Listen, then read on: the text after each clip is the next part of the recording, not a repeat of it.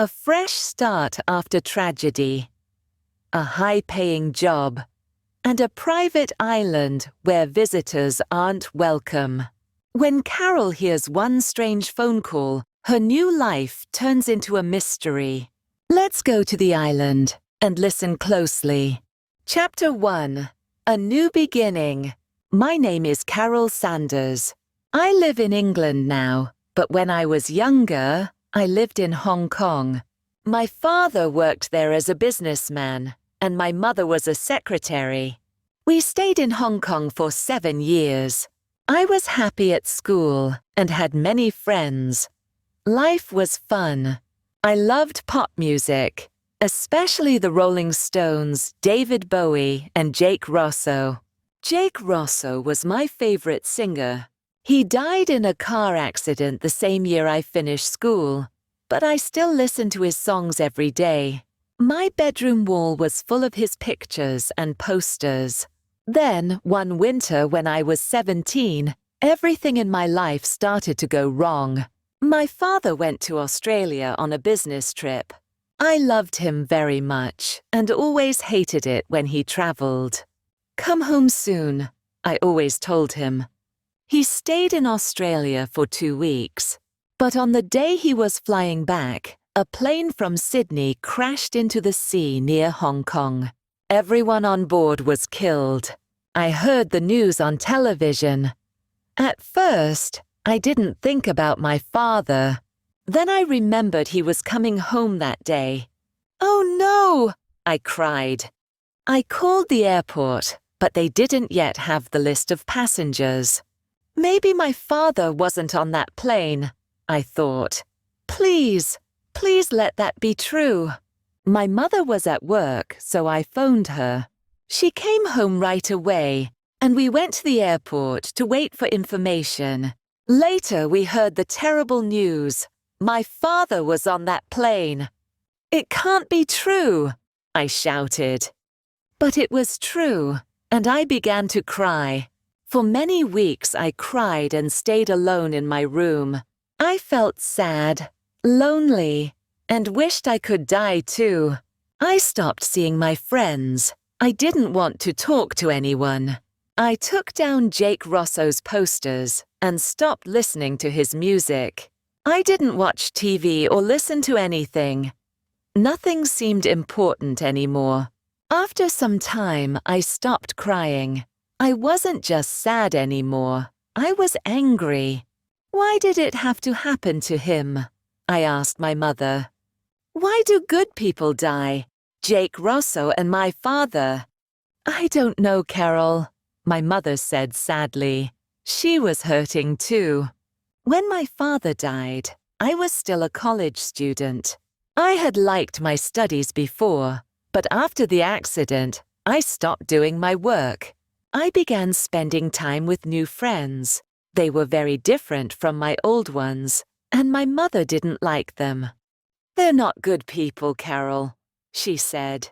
"They do dangerous things." "They're fun," I answered, "and I like them." She was angry, but I didn't care. Later, I found out that these new friends took drugs, and I started taking them too. It was wrong and stupid. I know that now, but at the time, I was too sad and angry to care. One day, the police came to the college to arrest some students. They didn't arrest me, but after that, I had to leave the college. It was one of the worst times in my life. My mother was very upset with me. "What am I going to do with you, Carol?" she asked. "I'm sorry," I said quietly. "We'll go back to England," she decided. "You can study at a college there. Maybe you'll feel happier in England." "All right," I agreed. "I want to forget everything that's happened. I want to forget my mistakes and start a new life, be a new person." A month later, we returned to England. We stayed in a hotel in London. At first, everything felt strange. The red buses, the crowds. and everyone speaking English. It was early summer, about 3 months before the new college term began in the autumn. London was full of tourists. We visited all the famous places: Buckingham Palace, the Tower of London, and in the evenings we went to restaurants and the theatre. It was fun and exciting, and slowly I began to forget the sad days in Hong Kong. "I'm glad we came to London," I told my mother. But after a few weeks she said, "You need to find a college, Carol. You must continue your studies, and I have to find a job." That evening we looked through the newspaper. "What about this one?" I said, showing her an advertisement. "Secretary wanted for the summer months on a small private island in Scotland. Live with the family in a large house. Interesting work and good pay for the right person. Phone Greta Ross, telephone number 001. "That sounds nice," said my mother. "I'd like to work as a secretary on an island in Scotland. It's a lovely country, Carol. You could go to college there in the autumn. And we'd have somewhere to stay for the summer," I said. "Hotels are so expensive." My mother phoned Greta Ross that evening. "Come and see me tomorrow," Greta said. "Come to the Savoy Hotel at 11 o'clock. The next day, I went to the Savoy Hotel with my mother. It was large and beautiful, much bigger and more expensive than our hotel, and it was right in the center of London. Mum really needs this job, I thought. And a private island in Scotland sounds like a wonderful place. Maybe I can forget the past there. "Room 22, said the woman at the front desk. "Go right up, Mrs. Ross is expecting you." Greta Ross was waiting for us. She looked about 30 years old and was very beautiful. She wore a lovely red dress, and her dark hair was long and shiny. "This is my daughter, Carol," said my mother. "Hello, Carol," said Greta kindly. "Hello," I said. "Carol is 18, my mother explained. "If I get the job, could she come with me? She could help in the house or the garden. She enjoys gardening and is studying farming at college." "Maybe," said Greta. "There's a small farm on the island." "I'd love to help on the farm," I said. Greta looked at my mother. "How long did you live in Hong Kong, Mrs. Sanders?" 7 years, my mother replied. "My husband died in a plane crash last year, so we came back to live in England." "And before Hong Kong?" "We lived in India for 3 years." Then Greta took my mother into another room to ask her more questions, while I waited outside. She seems very nice, I thought. I really hope Mum gets the job. After a while, the door opened, and my mother came out smiling. "Please wait here a minute, Mrs. Sanders," said Greta. "I just need to make a phone call." She went back into the room and closed the door. I sat on a chair near the door and could hear her voice. "I think I've found the right person," she said. "She has a daughter, but the girl can help in the garden or on the farm. Don't worry, they've been away from England for 10 years. It'll be fine, I promise. Don't worry." After a few minutes, she put the phone down and came out. "You've got the job," she told my mother. My mother looked very happy. "Thank you," she said. I was happy too, but I couldn't stop thinking about that strange phone call. I didn't understand it, and it made me feel a little worried. Chapter 2: The Journey to the Island. The next day we went to Scotland, first by plane, then by train. Greta Ross travelled with us. I looked out of the train window and saw green fields, small villages, and tall mountains. Mum was right, I thought. Scotland is such a beautiful country. You'll be my husband's new secretary, Greta told my mother. He's a businessman, but he never leaves the island. He does all his work by telephone, letters, and computer. He invests money in companies all over the world. Do many people live on the island? I asked. Not many, said Greta. You'll meet them soon. Greta is young, I thought. Is her husband young too? How can a young man buy an island? Maybe he's very rich. After the train ride, we went on Mr. Ross's boat that took us to the island. The boatman was a young man with dark hair and brown skin from the sun. This is Tony, said Greta. He works for Mr. Ross. Hi, said Tony with a smile. Soon we came close to the island.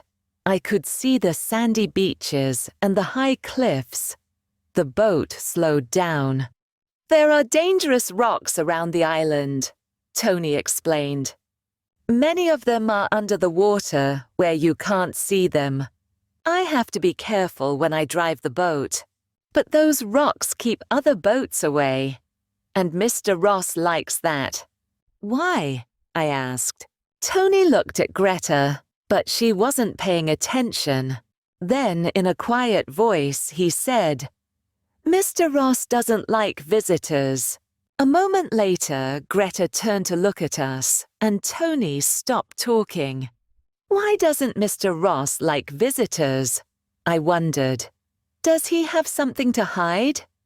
When we arrived, my mother and I followed Greta up to the big house. It was large and beautiful, with tall trees all around it. Inside the house, a woman was waiting for us. This is Mrs. Duncan, Tony's mother, said Greta. She is the housekeeper, and her husband takes care of the garden. Mrs. Duncan will show you your rooms. I'll go and tell Mr. Ross that you've arrived. Mrs. Duncan was a small woman with short hair. She walked up the stairs and we followed her. My room was next to my mother's. When I looked out of my window, I saw the garden behind the house. A man was working near some trees. That must be Mr. Duncan, I thought. Beyond the trees, I could see the blue sea. What a lovely house and a beautiful island, I said to myself. That evening, we had dinner in the big kitchen with Mr. and Mrs. Duncan and Tony. What happened to Mr. Ross's last secretary? My mother asked. She's in the hospital, Mrs. Duncan said. She'll be away all summer. Doesn't Mrs. Ross feel lonely here? I asked. No, said Mrs. Duncan. She loves painting. She has a room upstairs where she spends a lot of time painting. She's very talented. Sometimes she goes to different parts of the island to paint the scenery. We finished our dinner, and soon after, Greta Ross came into the kitchen. Mr. Ross would like to see you and your daughter now, Mrs. Sanders, she said. Please follow me. We followed her through the big house into a large room. It was Mr. Ross's office, and he was sitting behind a big desk. I was surprised. He was quite young, maybe about 30 years old. He had short dark hair, a moustache, and wore glasses. Mr. Ross was talking on the telephone. Who does he look like? I wondered. Does he look like Tony Duncan? Mr. Ross is speaking to a business partner in New York, Greta explained. Please sit down. While we waited, I looked around the room.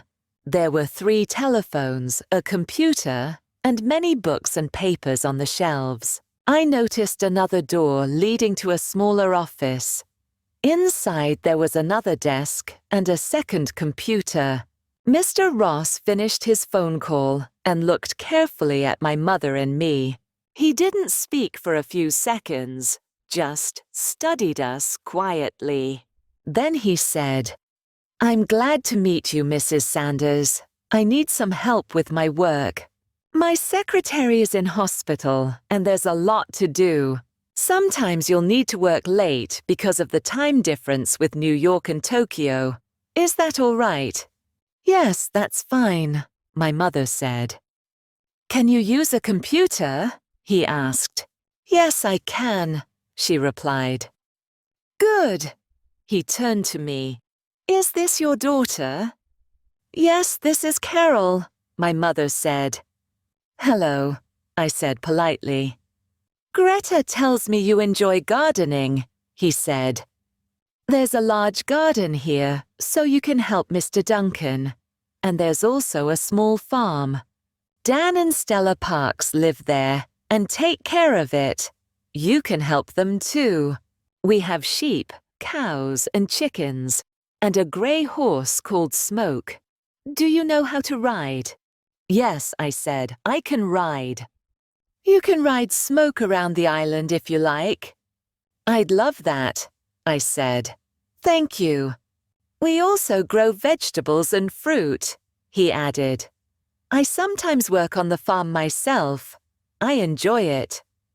I smiled at him, but he didn't smile back. "Carol will enjoy working on the farm," my mother said. "Won't you, Carol?" "Yes," I replied. "Mr. Ross seems unhappy," I thought. But how did he make all his money? And why does he live alone on this island, far from everyone? Chapter 3. The Picture. I worked in the garden during my first 2 days on the island. The weather was warm and sunny. I liked working with Mr. Duncan, and he seemed happy with my work. "You're a good gardener," he said. "I've always enjoyed gardening," I told him, "but I'm studying farming at college." Sometimes I saw Greta Ross. She likes to be alone, I thought. A few times I saw her going out with her painting things. She walked up into the hills or down to the beach to paint. Mr. Duncan took me to the farm, where I met Dan and Stella Parks. They were very kind and friendly. "You can help us on the farm for the next few days," said Dan. "Mr. Duncan says you're a good gardener. Are you also a good farmer?" I smiled. "I am," I said. He smiled back. So I worked with Mr. and Mrs. Parks on the farm. They were nice people. I helped feed the cows and the chickens. I also went into the hills with Mr. Parks and his dog to look after the sheep. One afternoon I went horse riding. Smoke, the gray horse, was big, gentle, and a little lazy. He knew the island well, and I enjoyed exploring with him. I found many new places as we rode. We followed the cliffs for a while, then went through some trees.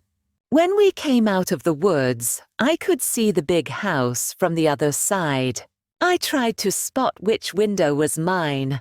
Suddenly, I noticed a face at one of the windows. Someone was watching me. The face stayed there for only a second or two, then disappeared. Who was that? I wondered. Was it Mr. Ross? And which room was it? I didn't see much of my mother that first week. She worked all day and late into the evening. She wrote letters to places like South America, Japan, Canada, and Australia. Sometimes she was still working after I went to bed. "Mr. Ross is very busy," she told me. "He invests money in many companies around the world, but the money isn't his." "It isn't?" I asked, surprised. "No," she said. "It belongs to his wife. She owns everything, the island, the house, and the farm." "That's strange," I said. "But why does Mr. Ross always look so sad? And why doesn't he ever leave the island?" "I don't know," said my mother. He says he enjoys it here and likes working on the farm. It's a bit unusual, but that's what he says. After work, I often walked along the beaches or the cliffs.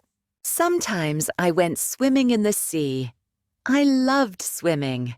Greta Ross often came to the beach to swim too, but Mr. Ross never did. "Stay away from the rocks, Carol," Greta warned me once. "They're very dangerous." "I will," I promised. Sometimes I took my camera with me to the beach. I liked taking pictures of the boats that passed by and of the birds that flew around the cliffs. There were some smaller islands nearby, and tourist boats often stopped at them. But no one ever stopped at our island. The boats always kept their distance because of the dangerous rocks. Tony had been right. This island never had visitors. One day, as I was walking back to the house with my camera, I stopped to look at it closely. It looked big and quiet under the sun. Mr. Duncan was working in the front garden when I saw him. At first, he didn't notice me. "I'll take a picture of the house," I thought. "The sunlight is perfect. It will make a beautiful photo." I looked through my camera and took the picture. Just then, Mr. Ross came out of a door. He was in my photo too, and he looked angry. "That's fine," I thought. "It's still a good picture." But suddenly, Mr. Duncan started running across the grass toward me. He looked very worried. "Give me your camera," he said quickly. "What's wrong?" I asked, surprised, but I handed it to him. "Never take pictures of Mr. Ross," he said. Then he opened the back of my camera and pulled out the film. "Hey, what are you doing?" I cried. "You're going to ruin my photos." But he didn't stop. "Sorry," he said, putting the film into his pocket. "But no one must take photographs of Mr. Ross. He doesn't like it." Mr. Ross was standing nearby. He saw everything. Mr. Duncan taking my film, but he didn't say a word. He just turned and went back into the house. Later, I told my mother what had happened. "He ruined my film," I said angrily. "I don't understand," my mother said. "Why would he do that?" "I don't know," I said, "but I think there's something strange about Mr. Ross." About a week later, I finished work early and went back to the house. My mother was in her small office next to Mr. Ross's room. Mrs. Duncan was in the kitchen, and Greta was upstairs painting. I went to my own room and started reading a book by the window. After about half an hour, I got bored. I looked out at the rain falling over the sea and the grey rocks between the trees. My book isn't very good, I thought. I stood up and walked out of my room. I followed the passage and turned the corner. Then I noticed a door at the end of the hallway. A big green plant stood beside it in a large pot. "Where does that door go?" I wondered. I haven't seen it before. I suddenly remembered the face I had seen at the window during my first week on the island. Maybe this door leads to that room, I thought. I walked up to the door and tried the handle, but it didn't move. It was locked. "What are you doing?" said a sharp voice behind me. I turned around quickly and saw Greta Ross. She looked angry. "That room is private," she said firmly. "I'm sorry," I said. "I didn't mean." "Stay away from there," she said, cutting me off. Later, I told my mother about the locked door. "What's inside that room?" I asked. "Is it some kind of secret?" "I don't know," said my mother. "It doesn't really matter. Mr. Ross can have locked rooms if he wants to." "I think he does have secrets," I said. "There's something strange about him." and about this island. Someone is hiding something important. My mother just laughed. "Stop pretending to be a detective, Carol," she said. Chapter 4. The Secret Door. 2 nights later, there was a wild storm. I felt hot and couldn't sleep. So I got out of bed and went to the window. Black clouds were racing across the sky, and the trees were bending in the strong wind. The rain hit the glass hard, making a loud noise. I opened the window and leaned out into the wind and rain. The air was cold on my face. Most of the windows in the house were dark, but one window had a light. Someone else is awake, I thought. Which room is that? I counted the windows. There were 6 between mine and the one with the light. There are also 6 doors between my room and the locked door, I realized. That light is coming from the locked room. Someone is in there. I quickly put on my dressing gown and went out into the hall.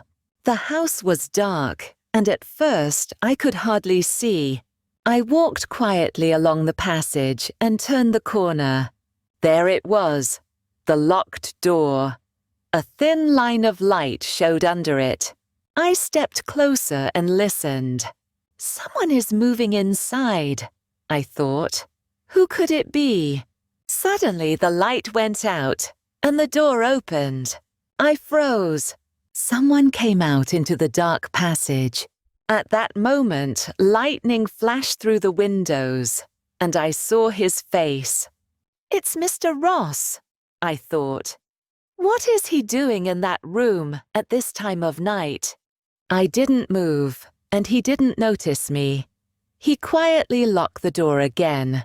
Then, instead of keeping the key, he hid it in the big plant pot next to the door. He's coming this way, I thought quickly. I must get back to my room. I ran down the passage as fast as I could. Mr. Ross heard me. Who's there? He called out. I didn't answer. I ran into my room, shut the door, and stood still, my heart beating fast. He walked past my door, then went down the stairs. I took off my dressing gown and got back into bed, but I was shaking. Now I know where the key is, I thought. But what's inside that room? When morning came, the storm was gone, though it was still raining. I got up early and went to work on the farm. I collected the eggs from the hens, packed them into boxes, helped milk the cows, and took them to the field. Later, I went back to the house for breakfast. Did you sleep well last night? Mrs. Duncan asked. Or did the storm wake you?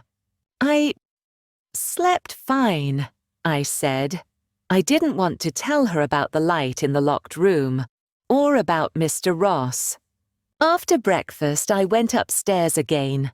Mr. Ross was in his office talking on the phone, and my mother was busy at her desk. I knew Mrs. Duncan was in the kitchen, and Mr. Duncan was working in the garden. Where's Mrs. Ross? I wondered. Then I looked out of the window and saw her walking with Tony down to the boat.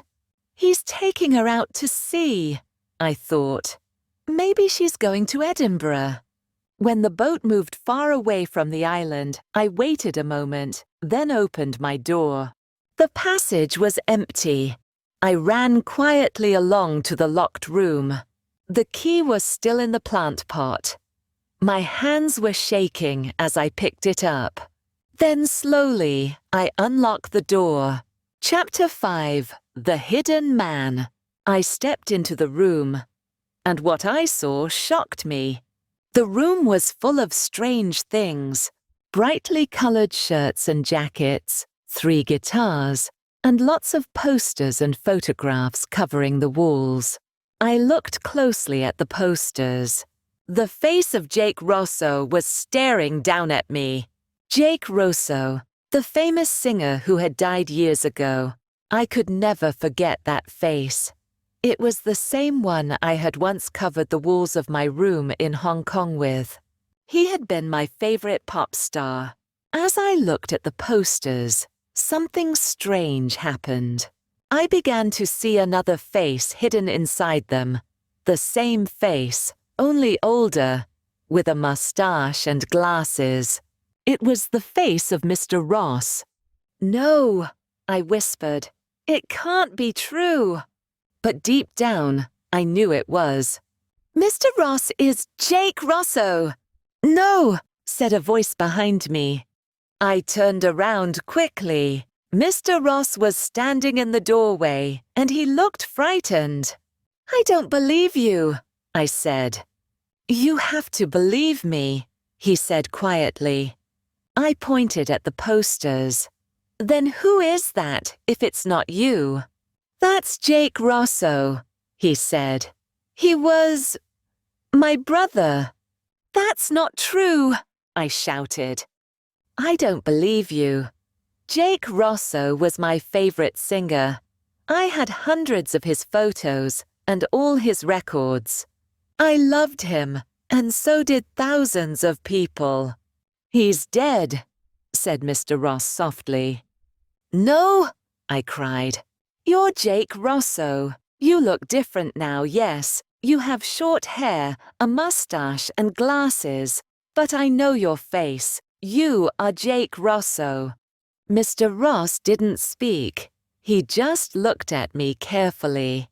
He doesn't know what to say, I thought. He knows I've found out, and he's scared. Then he asked, "It was you in the passage last night, wasn't it?" "Yes," I said. He looked angry.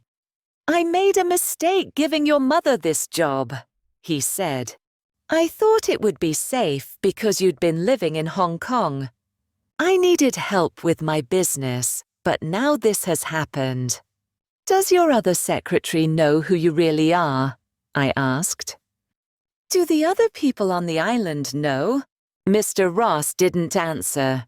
He walked over to the window and stared outside, thinking deeply. What is he going to do now? I wondered. Then he turned back toward me. "All right," he said slowly. "You're right. I am Jake Rosso." "I knew it," I said. He looked sad and tired. "Can you keep a secret, Carol? It's very important." I thought for a moment, then nodded. "Yes, I can keep a secret." He took a deep breath. "The people on this island, they're my family." "Your family?" I said in surprise. "Yes," he said. "My real name is James Duncan. Mr. and Mrs. Duncan are my parents. Tony is my younger brother, and his wife, Lisa, is my secretary, the one who's now in the hospital." "And Dan and Stella Parks?" I asked. "They're my mother's sister and her husband," he said. I frowned. "But why are you hiding here on this island? I don't understand." "I'll tell you," he said quietly. He sat down in a chair and picked up one of the guitars, though he didn't play it. "You were right. I was a famous pop star. I had money, success, and a beautiful wife. But then, everything went wrong." "How did everything go wrong?" I asked. "I started taking drugs," he said quietly. "I drank too much alcohol, got drunk, and crashed cars. I did stupid, terrible things. I knew it was wrong, but I couldn't stop. For a while, I was completely out of control." "I understand," I said softly. "I've taken drugs too." He looked surprised. "You have?" "Yes," I said. "After my father died, I felt lost and unhappy. Everything started going wrong for me too." "But please, go on." He nodded. "One night, I was driving drunk. I hit someone. a young girl. She died. I killed her. Oh no, I whispered. She was only 15 years old, he said sadly. After that, I wanted to die too. Money didn't matter anymore. Nothing did. What did you do after the accident? I asked quietly. I drove away, he said. I didn't stop, and I didn't go to the police. I was frightened. I had killed someone. His hands were shaking. He put the guitar down and went on. So I made a plan. Jake Rosso had to die too. That was the only way. But you're still alive, I said. My family knows the truth, but no one else does, he said, looking straight at me. Now you know too. How did you do it? I asked. I told my family everything, and I told Greta, my wife. At first they were shocked and didn't want me to do it, but after a while they agreed. Then I faked my death. You faked it? Yes, he said.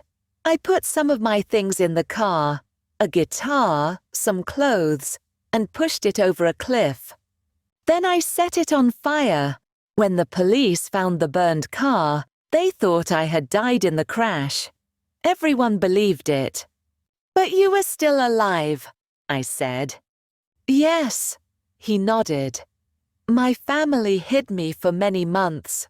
I changed everything. My hair, my clothes, my name. I grew a mustache, wore quiet suits, and became a different man. I gave all my money to Greta, and she changed her name to Ross. I told her to buy this island. Now I live here, investing her money, which used to be mine, and now I'm James Ross. What about Jake Rosso? I asked. He looked down. Jake Rosso took drugs. Jake Rosso got drunk and killed a young girl. He had to die. I can never forget what I did. I think about that girl every day. And that's why he always looks so sad, I thought. I looked around the room. But why do you keep all this?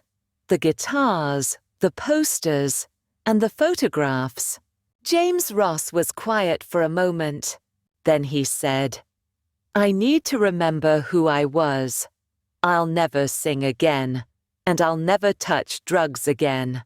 But this room helps me remember my past, and what I must never become again. I looked at the pictures on the wall, and then at his sad face. Don't worry, I said softly. I won't tell anyone, not my mother, not anyone. He looked at me kindly. I think you understand, he said. I do, I replied. I've made mistakes too. I wanted to escape and start over, just like you. That's why my mother and I came back to England, to begin a new life. Yes, I understand. He took my hand and we walked out of the room together, closing the door behind us. I never went into that room again, and I never told anyone what I had discovered. At the end of the summer, my mother and I left the island. Soon after, I started college. My life is much better now. I work on a farm in England, and my mother has an office job. She doesn't worry about me anymore because I'm happier now. I've never gone back to that island, but I know that somewhere on it, a dead man is still living. If you enjoyed this story, don't forget to like, share, and subscribe for more exciting English stories rewritten in Easy Level 2 English. Stay tuned for more mysteries, adventures, and stories that will help you learn English through reading.